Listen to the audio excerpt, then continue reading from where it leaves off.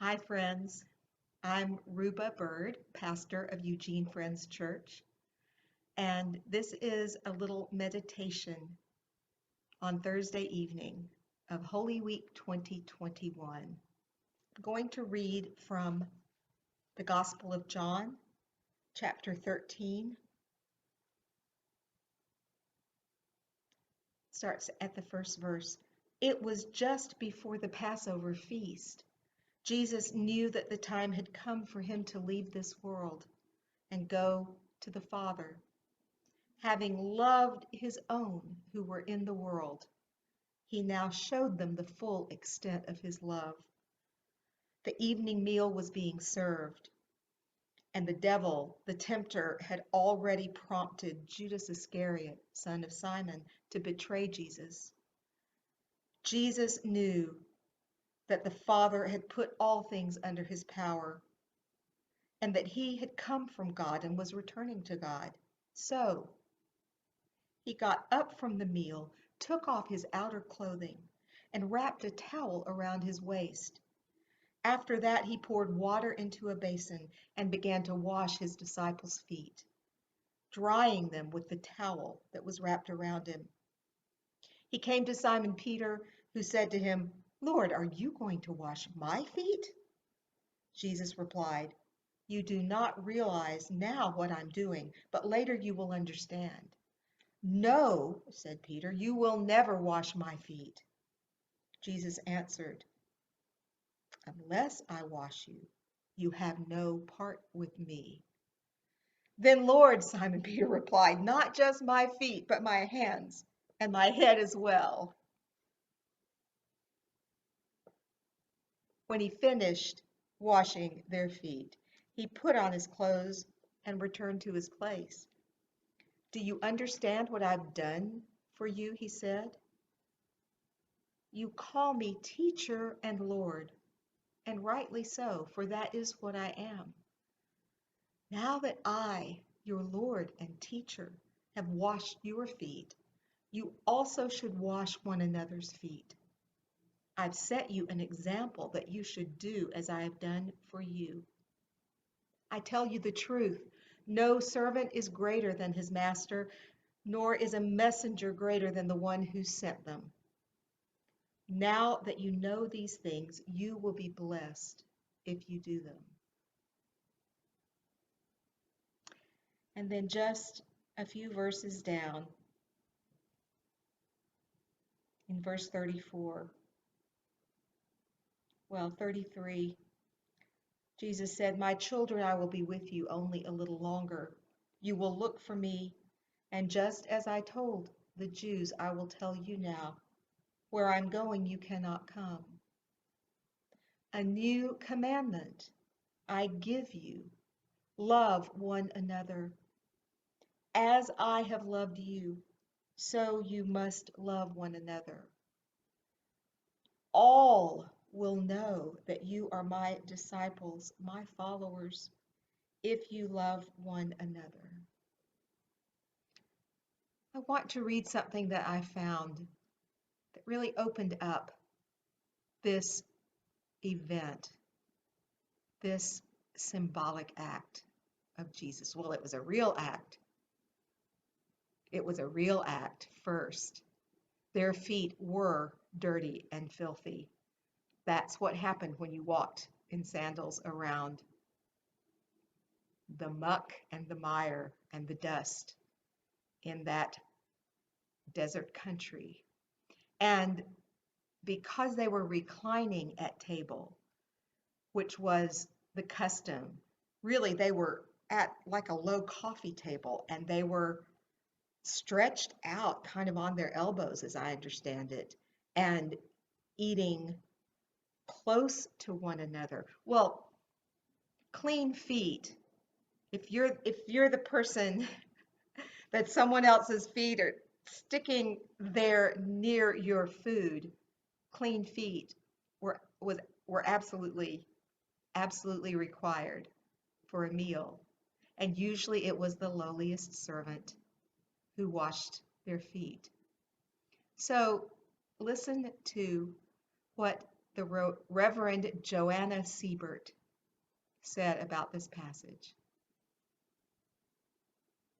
If we carefully listen to the guiding of the Holy Spirit, we will usually find strength and courage to be servant ministers to those we love, friends, those we know, those in need. Listen a little closer to tonight's scene. Jesus got up from the table, took off his outer robe, tied a towel around himself. He then poured water into a basin and began to wash the disciples' feet. They were his friends, close friends. They were his followers. They had been with him through his earthly ministry. This is now my commentary on hers for a moment. And yet, she says, what kind of people were the disciples there that night, as well as his friends? One who had already betrayed him, Judas. One who would in a few moments deny him, Peter. And all the others who would soon abandon him, leave his side.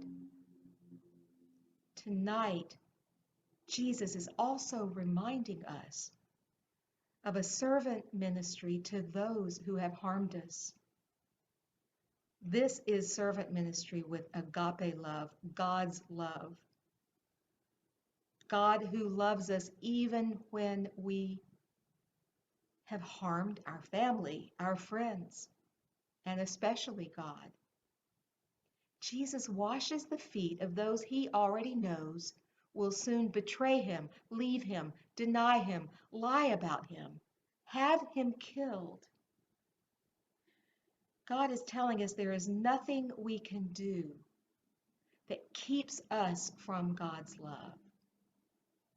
There is nothing they could have done or were going to do that meant Jesus would refuse to humble himself and offer them this loving act and continue to love them and love them and love them when they fell asleep on him later.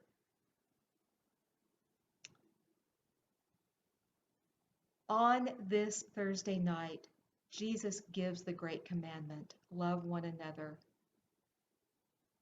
Imagine the person or persons who've most harmed you and me.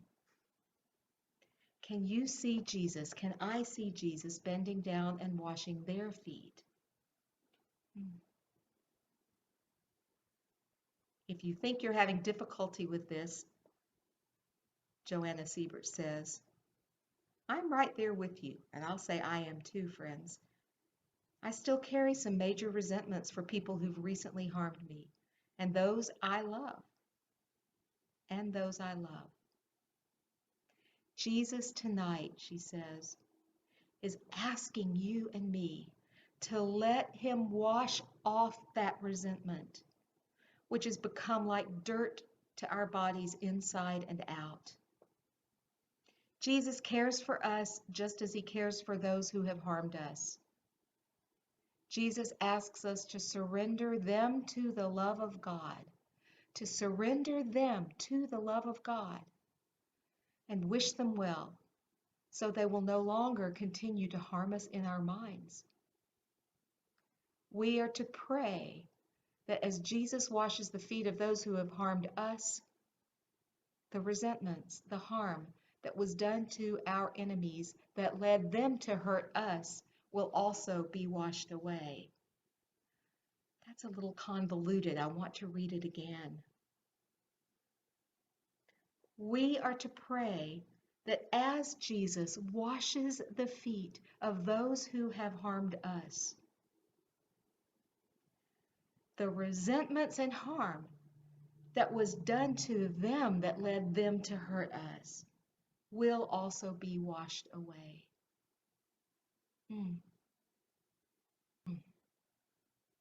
Tonight, she says, Joanna Siebert says, tonight, Jesus is asking us to clear our minds and get our feet wet. To clear our minds and get our feet wet. I like that. I like that. To get our feet wet by letting Jesus clean off the dirt, the muck, the dust, the crud. I won't use stronger language, but you can imagine it. Everything that has been built up and crusted on our feet as we have gone where we've gone. I'm going to read another short quote by Frederick Buechner because it ends in a way that grabs me where I live. He says, "Feet are very religious too.